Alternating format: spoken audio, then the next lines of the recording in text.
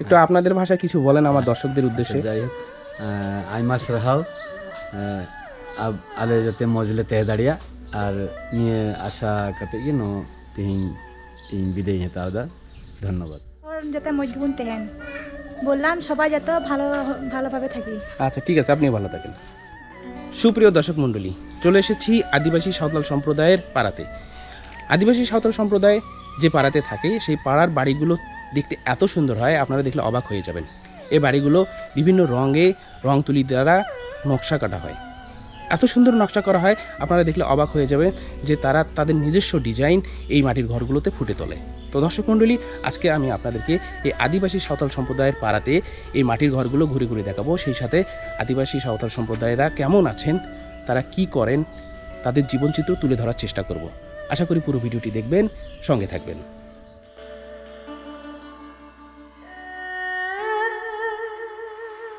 প্রকৃতির কোল ঘেঁষে গড়ে ওঠা লালমাটির এই জনপদ, যেখানে প্রতিটি দেয়াল কথা বলে আদিম সংস্কৃতির ভাষায়।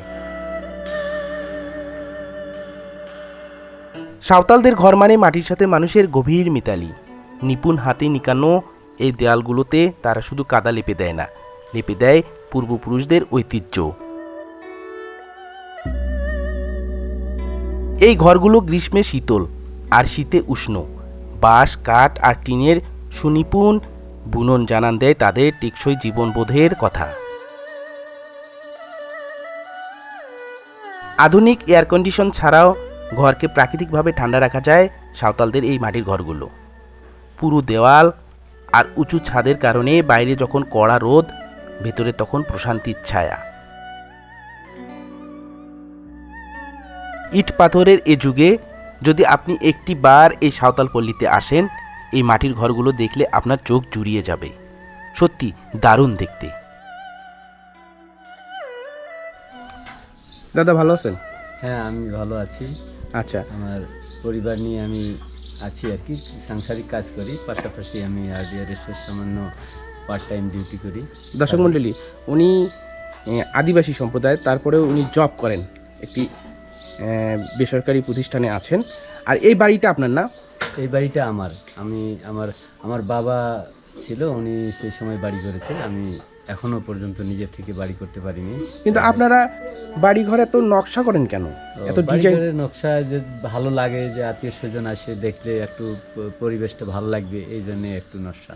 আচ্ছা, আপনার মেয়ে কিসে পড়ে? আমার মেয়ে ইন্টার পরীক্ষা দেবে এবার।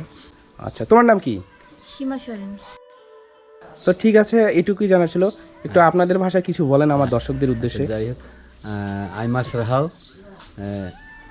ale jate mojle teh daria আর নিয়ে আশা কাতে গিনো তিন বিদায় নিতে আদা ধন্যবাদ। আচ্ছা, আপনাকেও ধন্যবাদ। দর্শক মণ্ডলী, আদিবাসী সাঁওতাল সম্প্রদায়ের বাড়িঘরগুলো এইরকম মাটির তৈরি হয়ে থাকে। মাটির তৈরি হলেও এরা অনেকটাই শৌখিন। নকশা করা থাকে বাড়িঘরগুলো, রং দিয়ে বিভিন্ন ধরনের ডিজাইন করা থাকে এবং অনেক যত্নে এই বাড়িঘরগুলো তারা তৈরি করে থাকে।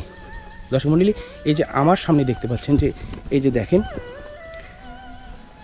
তারা মাটির বাড়িগুলোকে কি সুন্দর নকশা করেছে। তাদের নিজস্ব ডিজাইন, নিজস্ব নকশা, এইভাবে তারা তাদের মাটির ঘরগুলোকে সুন্দর করে নকশা করে থাকে। এই যে দর্শক মণ্ডলী দেখতে পাচ্ছেন। দিদি ভালো আছেন? হ্যাঁ। এই যে আপনাদের মাটির বাড়ি যে এত সুন্দর, হ্যাঁ, এটা কি মাটি দিয়ে করছেন? লাল মাটি আবার সাদা মাটি দিয়ে। আর এই যে করছি ভাটার কয়লা দিয়ে। ভাটার কয়লা দিয়ে রং করছেন? হ্যাঁ। আর এই যে নিচে যে মেঝেটাকে পাকার মতো মনে হচ্ছে, ওইটাই তো দিয়ে করছি। কি দিয়ে করছেন ওটা? ভাটার মাটি দিয়ে, কয়লা দিয়ে। দর্শক মণ্ডলী দেখতে পাচ্ছেন যে এই ঘরের কাজগুলো ভাটা, ইটের ভাটার যে কয়লা আছে সেই কয়লা দিয়ে আপনারা করছেন, লেপছেন না? হ্যাঁ। দেখেন কত সুন্দর দেখতে, একেবারে নিখুঁত কারুকাজ যাকে বলে। আদিবাসীদের বাড়িঘর যে এত সুন্দর হয় আপনারা দেখলে অবাক হয়ে যাবেন, যে একেবারে নিখুঁতভাবে করে। আপনারা ইটের ঘর দেন না? খুব কম মানুষ কেমন করে দেব। ও আচ্ছা আচ্ছা, কিন্তু মাটির ঘরটাই যে এত সুন্দর করছেন, মানুষের ইটের ঘরও তো এত সুন্দর না, তাই না? হ্যাঁ। তো ঠিক আছে, ভালো থাকবেন। ঠিক আছে। আপনাদের ভাষায় কিছু বলেন, বলেন। কি বলবো? আপনাদের ভাষায় কিছু শুনতে চাচ্ছি, বলেন যে সবাই ভালো থাকেন। যত হন যাতে মজবুত তেহেন। কি বললেন? বললাম সবাই যাতে ভালোভাবে থাকি। আচ্ছা ঠিক আছে, আপনি ভালো থাকেন। এই ঘরগুলোর বিশেষত্ব হলো এদের পরিচ্ছন্নতা। একটি ধূলিকণাও খুঁজে পাবেন না এখানে।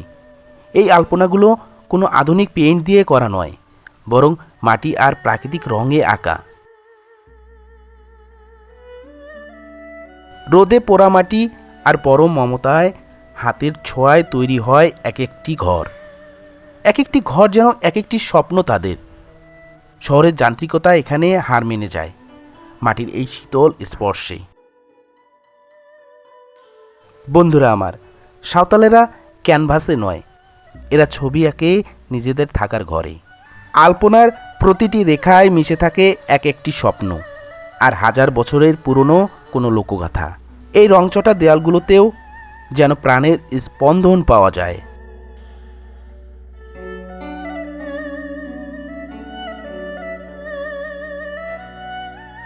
বন্ধুরা আমার, কতটা পরিপাটি হলে একটি মাটির ঘরকেও রাজপ্রাসাদের মতো মনে হতে পারে তা এখানে না আসলে বোঝা যাবে না। সিমসাম উঠান আর নিপুণ রঙে আঁকানো দেয়াল, এ যেন শুদ্ধতার এক অনন্য রূপ।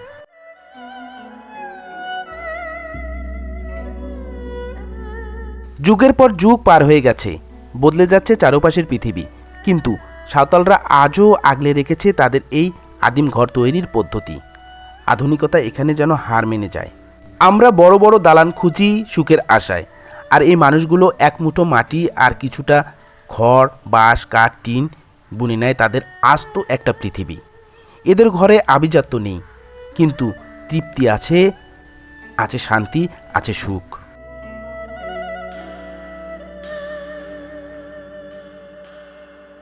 সহজ জীবন, সুন্দর মন আর প্রকৃতির সান্নিধ্য, এই হলো সাঁওতাল গ্রাম। কেমন লেগেছে আপনাদের এই সাঁওতালদের মাটির ঘরগুলো? ভালো লেগে থাকলে লাইক, কমেন্ট ও শেয়ার করে দেবেন। আর চ্যানেলটি সাবস্ক্রাইব করে এই চ্যানেলের অন্যান্য ভিডিওগুলো দেখে আসবেন। আর পেজ থেকে দেখে থাকলে অবশ্যই পেজটিকে ফলো দিয়ে দিবেন। সুপ্রিয় দর্শক মণ্ডলী, ভিডিওটি আজকে এ পর্যন্তই। কেমন লেগেছে এই আদিবাসী সম্প্রদায়ের মাটির ঘরগুলো অবশ্যই কমেন্টে জানাবেন। ভিডিওটি লাইক, কমেন্ট ও শেয়ার করে অন্যকে দেখার সুযোগ করে দেবেন। আর ফেসবুক পেজ থেকে দেখে থাকলে পেজটিকে ফলো দিয়ে দেবেন। আর ইউটিউব চ্যানেল থেকে দেখে থাকলে চ্যানেলটিকে সাবস্ক্রাইব করে আমার অন্যান্য ভিডিওগুলো দেখে আসবেন। ভালো থাকবেন, ধন্যবাদ। দেখা হবে নতুন কোনো ভিডিওতে। আসসালামু আলাইকুম।